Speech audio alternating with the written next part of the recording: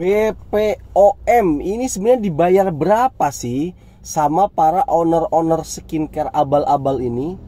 Wajar kalau pertanyaan ini itu muncul di masyarakat Indonesia, di netizen Indonesia. Kenapa? Karena statement-statement yang dia bangun, yang dia lontarkan itu benar-benar tidak mencerminkan kalau dia itu satu lembaga badan pengawas obat dan makanan, begitu loh. Jadi kita komit seperti apa yang desakan Komisi 9. Saya kira begitu. Terima kasih. Ini heran aja, BPOM coba dari singkatannya aja. Ini adalah lembaga yang mengawasi obat dan makanan. Kenapa dia nimbrung-nimbrung di urusan review? Di urusan review skincare. Coba, itu kan ibaratnya seperti polisi, ya kan? Malah ngurusin polisi cepek. Tahu kan Pak Ogah, polisi cepek yang suka ngatur lalu lintas, kemudian kita kasih duit 500, 1000, uang-uang receh gitu loh. Biasanya di perempatan. Nah, si polisi malah sibuk ngurusin polisi cepek ini, begitu loh. Padahal di seberang jalan ada orang kecelakaan diabaikan, ya kan? Ada orang dibegal diabaikan, ada pencurian motor di seberang sana diabaikan, malah sibuk ngurusin polisi cepek yang ngatur lalu lintas, begitu loh. Dia iri, begitu loh. Karena dia nggak si polisi cepek itu dapat duit 1000 dari 100 mobil yang lewat. Aduh, sehari 1000, ada 100 mobil lewat 100.000 gitu loh. Dia iri sama pekerjaan polisi cepek itu. Ya ibarat itu begitu. BPOM yang seharusnya tugas itu mengawasi obatnya, yang harusnya mengawasi makanan, mengawasi kosmetiknya, malah sibuk mengawasin orang yang nge-review. Ini kan aneh. Ibaratnya kan kayak tadi tuh, polisi cepek, meskipun bagaimanapun juga dia bantu meringankan tugasnya polisi. Misalkan polisi itu personelnya di kawasan situ cuma ada 1. Nah, ada polisi cepek, sedangkan di situ pertigaannya ada 4. Ada polisi cepek, kan kebantu polisi, ya kan, mengurai lalu lintas, begitu loh. Meskipun nih si polisi cepek ini mengurainya dapat duit, ya meskipun receh, tapi kan dia nggak dapat gaji seperti polisi, begitu loh. Padahal tugasnya sama. Lah ini BPOM juga begitu.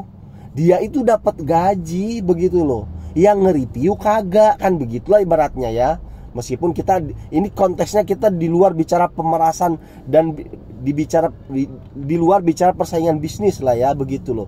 Dan polisi itu seharusnya ya apa namanya si BPOM ini kan merasa ringan dong kerjanya, ada yang ngebantu mereview, memberikan satu edukasi, begitu loh. Ini malah ngurusin itunya, ini BPOM itu.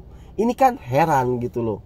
Lah, kemudian juga seharusnya nih, oke lah, seandainya BPOM ingin menertibkan para reviewer yang sering review kosmetik, lah jangan cuma kosmetik dong. Yang review makanan, yang nge-review restoran, lah Anda harusnya juga speak up, ngomong, turun tangan. Kasusnya udah beredar ini, udah viral tuh si Code Blue itu loh. Ada restoran yang jadi bangkrut, ada pengusaha kuliner yang juga jadi bangkrut gara-gara di-review tuh sama si Code Blue.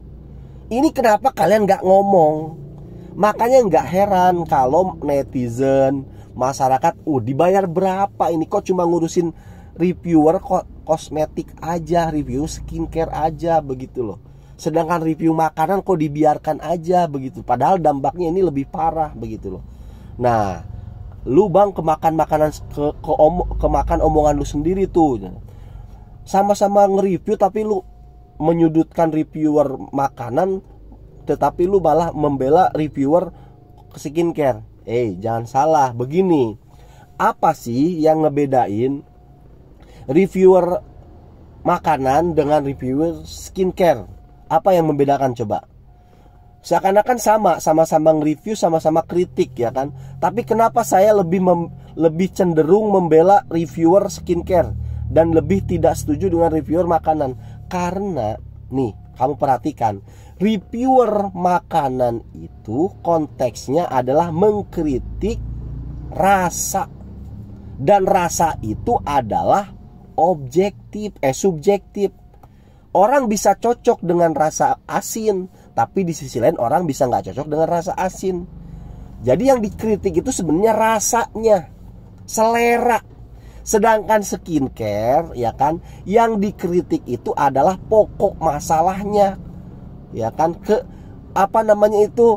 bukan di selera. Kalau kosmetik ini di review itu adalah memang pokoknya masalahnya. Ibaratnya kalau orang nge-review makanan ini bahan bakunya, yang di review itu bahan bakunya, begitu loh. Misalkan ada mie yang seharusnya dibuat dari terigu, ya kan, mie ini dibuat dari misalkan dari plastik, begitu loh. Nah, jadinya mie sintetis. Nah, misalkan orang review, tapi kan review makan nggak ngebahas itu kan, meskipun si Code Blue, tetapi kan ngebahas estetikanya, kebersihannya, rasanya enak apa enggak, kan begitu.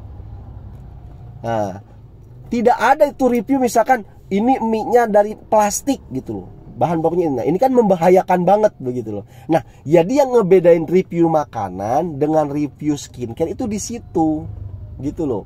Kalau review makanan ibaratnya itu kan subjektif. Menurut reviewernya ini nggak enak, tetapi menurut orang kan enak, begitu loh. Karena orang asin, nggak semua orang suka asin, tapi ada yang suka asin kan. Nah, lain dengan skincare. Skincare ini kayak tadi, mie-nya terbuat dari plastik, begitu, ataupun nasi berasnya terbuat dari plastik, jadi sintetis, begitu. Nah, kosmetik juga begitu. Yang dikritisi, yang direview itu pokok permasalahannya, begitu loh, ya kan. Bukan masalah cocok atau tidaknya, kan begitu. Tetapi ini memang dari awal bahan bakunya ini salah, bahan bakunya itu ilegal. Itu kalau dalam skincare itu begitu. Jadi bukan cocok atau tidak cocok, bukan selera atau tidak selera, semua tidak akan cocok dengan kulit. Karena dari awal bahan bakunya salah, begitu loh. Bahan bakunya ilegal, bahan bakunya racun. Bisa dibedakan antara review makanan dengan review skincare. Nah, kalau BPOM, oke lah, dia mau nimbrung nih di urusan reviewer. Fokusnya harusnya bukan ke skincare, tetapi ke makanan ini, karena ini merugikan masyarakat. Ada sudah banyak itu cerita-cerita UMKM, restoran tuh bangkrut, jadi sepi karena di review, begitu loh, ya kan. Nah, sampai sini gimana nih? Kalian paham kan perbedaannya? Nah, ini nih seharusnya BPOM ditelusuri juga ini, dapat gelontoran dana berapa dari mereka. Grecek banget perasaan. Waktu habis komisi si Uya-Kuya di komisi 9 langsung grecep itu. Akan menindak, akan menertibkan reviewer. Habis dengar RDP di komisi 6, nggak ngomong ini BPOM. Karena di komisi 6 kan yang dibahas lebih spesifik ke produk. Produknya beracun, produknya mengandung merkuri, mengandung hidrokinon gitu. Nah, ini BPOM bisu, nggak mengeluarkan statement. Tetapi kalau urusannya dengan bos-bos skincare di komisi 9, langsung dia keluar, langsung dia nyerocos bacot. Nah, ada apa begitu? Padahal itu tugas lu BPOM. Gila loh. Yang harusnya lu perhatian tuh kosmetiknya, skincare-nya, bukan persaingan dagangnya. Wah, gokil ini nih BPOM.